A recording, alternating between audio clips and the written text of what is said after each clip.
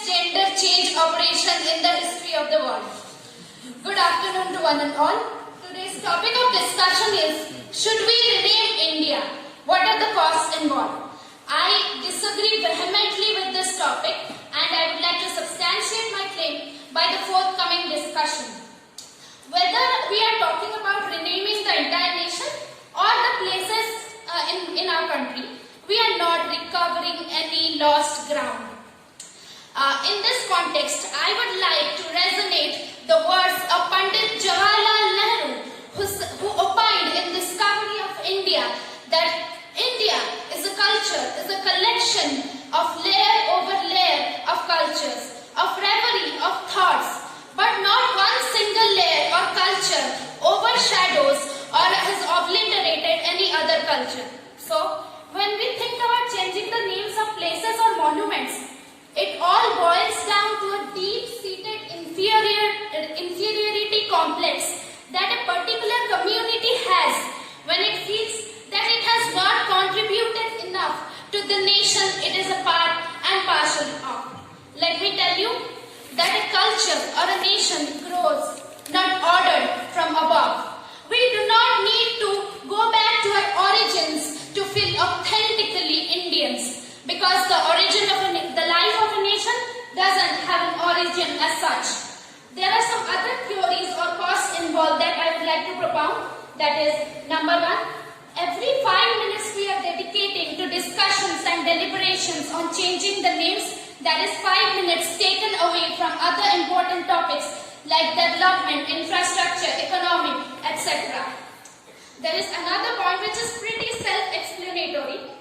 Pandit Deen Dayal Junction will always be Mughal Sarai Junction to my parents, the same way Mumbai is still Bombay to them, whether they want it or not.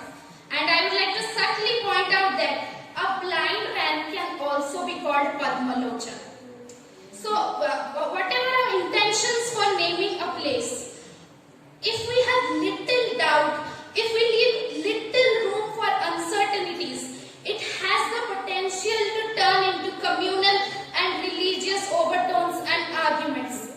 And this will leave a septic legacy for our future generations to deal with. We do not have any guarantee that this will be a closure.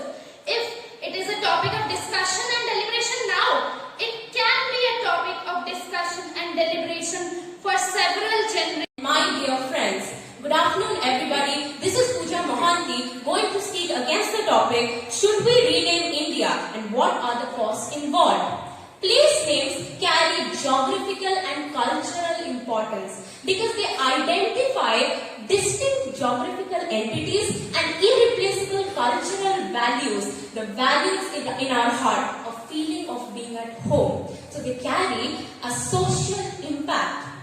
We are Indians. We, the people of India, subscribe to persuasion and not coercion. We subscribe to non-violence. Hence, words create a long-lasting and deep impact on us. Renaming India is another such instrument of soft influence. Repeatedly leading those words, those sentences to reach the ears, to ring in the ears of people is another way of enhancing their accommodative instinct on a bigger issue. That is why when Orissa was renamed to Odisha, it was to influence the people to uphold the proper Odia lingual romanization and not the accent with which the British spoke.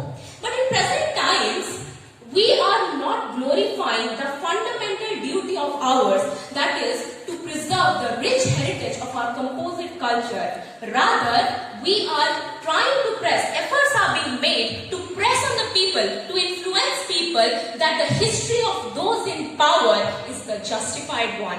This historical cost is to be burdened by us. When books are changed, books are written, when the sorted data is being changed, when history that is elaborated on a particular name, the name of the place is being changed, it becomes difficult for our school children, little kids, and also for the experts to even locate them on the present maps. Our representatives are there in legislatures, and we the people people are bearing the cost of such legislature, of the sessions of those legislature, in a hope that the issues of our interest, popular interest, they will be debated in those sessions. Unemployment, illiteracy, health, education and poverty. But in those sessions, those valuable sessions, they are discussing renaming. It burdens the representative nation with democratic costs as well. And also economic costs, because once this change is in effect, an alteration of names in soft copies, hard copies, maps has to be changed, boards, documents, everything needs to be changed. And hence there is some kind of economic cost that we have to bear. Another point is ethnically sensitive example I would like to present here. When the proposal of Allahabad, the name of Allahabad being changed to Prayagraj, it created a sort of impression of fundamentalism on the original secular character of our nation. It erases our dream, our vision to create an inclusive and accommodative society. That is why even when we are renaming so much cities, for example, we have renamed Bombay to Mumbai, that is why celebrating 100 years of Indian cinema, we are grasping onto the original roots so badly, so desperately. The film released, it was named Bombay Talkies and not Mumbai Talkies. Thank you. As Bharatiya, Revered judges, respected teachers and my dear friends, I am strongly in favor of today's motion that India should be renamed, irrespective of whatever are the costs involved. The name India comes from the river Indus, which comes from the Persian word for Hindu, and it was given to us by the British as a symbol of enslavery, as a symbol of dominance. And we should not continue to go with such a name, which is a symbol of colonial abuse. Today in our country, hardly 10% of our population speak proper English, and out of this, 2 to 3% of our population speak native English. Today, modern countries are built based, and their naming is based on ideology, language, religion, race, ethnicity. However, India does not have any such meaning. Whenever somebody occupies our nation, the first idea is to change our name. This is the technology of dominance, the technology of enslavery. We must understand that a nation is just on paper. A nation is just an idea, and without a meaningful name, a nation is finished. A nation must sink into our minds, and that should be done with real passion, and then only we'll have a real nation.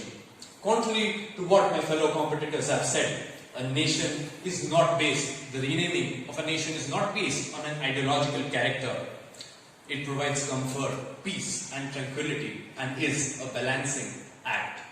Moreover, there has been a century-old law that we must always maintain status quo in these cases. However, as we found out recently in the Ayodhya verdict, it is sometimes better to have a final verdict on cases rather than always maintaining status quo. Moreover, there is a misconception that the name Bharat comes from Ram's brother from Ramayana. However, Bharat comes from 3 words. Bha, meaning the sensation from emotion. Ra from raga, or the tune of continuation or existence, and Ta from tala. Therefore, Bharata essentially means to mastering our senses in such a way that emotion is evoked through the fine-tuning of our existence with the rhythmic pattern of our conscience. We must also remember that when it comes to renaming cities and states, was Aurangzeb Road renamed as APJ Abdul Kalam Road because it was based on religious lines? Absolutely not. I agree that there will be a significant cost involved, which comes from the renaming of street signs in the cases of cities, as well as amending the Schedule 1 of the Constitution when it comes to states. However, these costs have to be paid. And in the case of India, the cost might be even bigger, such as renaming the country in all its international agreements.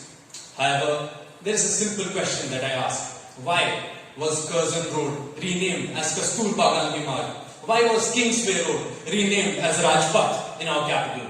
The answer is very simple, and we all are aware of it. And therefore, we must apply the same logical reasoning here as well. I would also like to reiterate the fact that India must be renamed Bharat. irrespective of what are the costs involved, because Article 1 of our Indian Constitution says that India, that is Bharat, shall be a union of states. Thank you. Having the geography which is suitable for agriculture, our economists wanted to have an industrial country. What were the costs involved? The costs involved were the crying farmers, the despondent families, and the industrial sector started from the scratch, which is now having a very dim picture. Now, after the immense success of China as an agriculture-driven country, India tried to have an agricultural, it tried to focus more on agriculture. Then also the costs were very high. Recently we saw that India decided to refrain itself from joining RCEP. What would have happened if it had joined RCEP? What would have been the costs? The farmers, the milkmen, they would have been affected. That's a very important thing. Now, India is trying to sell the 100% equity of air.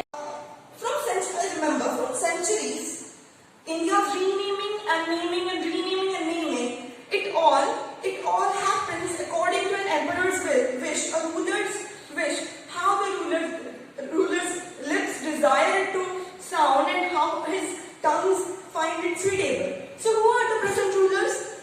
Well, although they are a democratic one, they are the chief ministers and the prime minister. So what is the problem in renaming something or anything as long as it prevails through history and it does not bring people apart? I remember a beautiful sentence, a beautiful poem actually by T.S. Eliot. I'll only mention the end line. In the end sentence he said, history is nothing. He said, history, the sense of history is a perspective, not only of the vastness of the past, but also of its present. India itself was not only named once and it stayed India, it was named India from the river Indus or Sindhu as we know it, and it changed through history, changed through time and acquired the name, the spelling, the pronunciation that we know currently. Through the coming years, through the coming centuries, several more times, names of cities, states and countries will keep changing and we have to stop fighting about it. History will be... But what's the implication? Bharat is a nation where the people have the feeling of identification and belonging. This can be inferred from the important slogans such as Bharat Mata Ki Jai, which is delivered at the time of independence and on national holidays as well. Then why should Bharat be not renamed? Yes, it should be. But let us also know about the etymology of the word India. India was given by the foreign invaders to the region beyond the river Indus. The region beyond river Indus does not only conclude only our country, it also contains Pakistan. Then why should we only be known as Indians and why not Pakistan?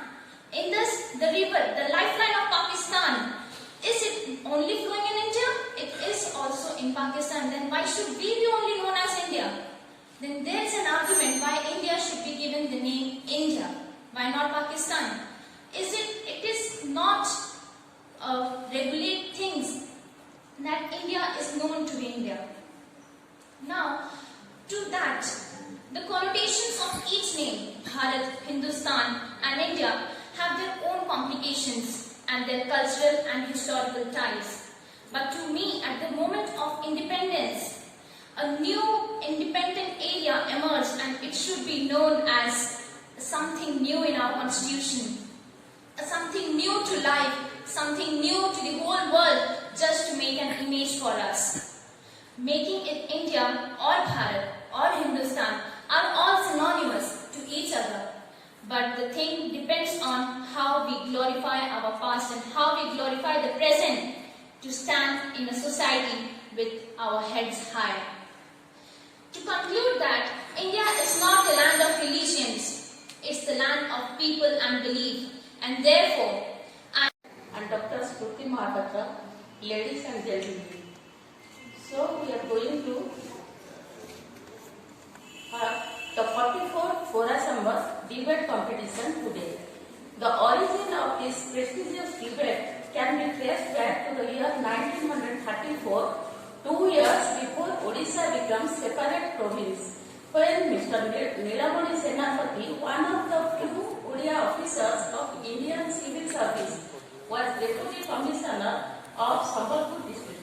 Borasambal was then small municipality of about 1,000 square miles, situated within Sambalpur, and it housed within itself more than 3,000 with high Gandhamardan hills and the sacred temple of Lord Narasimhanath. Presently, it is a part of Padmapur subdivision of Baragarh district. Consequently, upon Mr. Senapati's transfer to Cuttack, a farewell was organized by Raja of Borasambar estate, Sri Ravenshaw Singh Baria, in his honor. During the farewell, Mr. Senapati was presented with 600 rupees as a parting gift from the people of Borasambar. Endowment for awarding a prize to best debater in English has been effective since 1937. Since the credit for the endowment goes conjointly to Borasambar estate and Mr. Nilamani Senapati, the event bears the nomenclature of Borasambar Senapati debate. After creation of the Ravenshaw University in 2006, it was found that this prestigious debate competition was not held quite for some years. The debate was then revived, presumably after a lapse of some years, and with an increased prize money of rupees